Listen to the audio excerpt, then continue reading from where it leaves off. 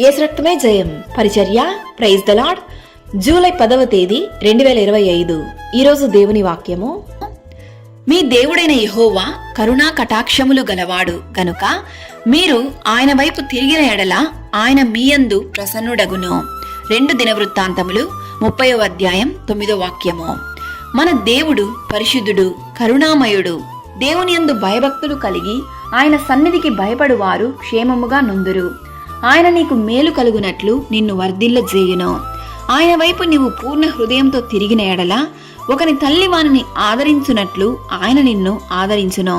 నేను చాలా పాపపు జీవితాన్ని జీవిస్తున్నాను, చెడు అలవాట్లకు బానిసయ్యాను, అన్యాయపు మార్గంలో నడుస్తున్నాను అని నీలో నువ్వు కృంగిపోతున్నావా? దేవుడు నన్ను క్షమించి నా పట్ల కరుణ కలిగి ఉంటాడా అని దిగులు చెందుతున్నావా? దేవుడు ఈ వాక్యం ద్వారా నీతోనే మాట్లాడుతున్నాడు. నేను పాపులను పిలువవచ్చితిని గాని నీతిమంతులను పిలువరాలేదు అని. నీలో ఉన్న ప్రతి పాపాన్ని దేవుడు క్షమించి నీలో ఉన్నటువంటి అంధకార చీకటి దురాత్మ శక్తుల నుండి ఆయన ఈ దినాన నీకు గొప్ప విడుదలను దయచేయను. నిన్ను నూతన సృష్టిగా మార్చును. నీ అనారోగ్య పరిస్థితిని ఆరోగ్యంగా మార్చును. నీ దుఃఖాన్ని సంతోషంగా మార్చి నిన్ను నీ శత్రువుల ఎదుట హెచ్చించి ఆశీర్వదించును. శాశ్వతమైన ప్రేమతో ఆయన నిన్ను ప్రేమిస్తున్నాడు.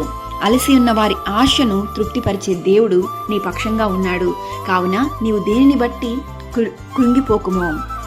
ఆయన వైపు తిరిగి ఆయన మీకు అనుగ్రహించు ప్రసన్నతను ఆశీర్వాదమును పొందుకొనుము. దేవుడు నిన్ను ఆశీర్వదించి దీవించును గాక. ఆమేన్. God bless you.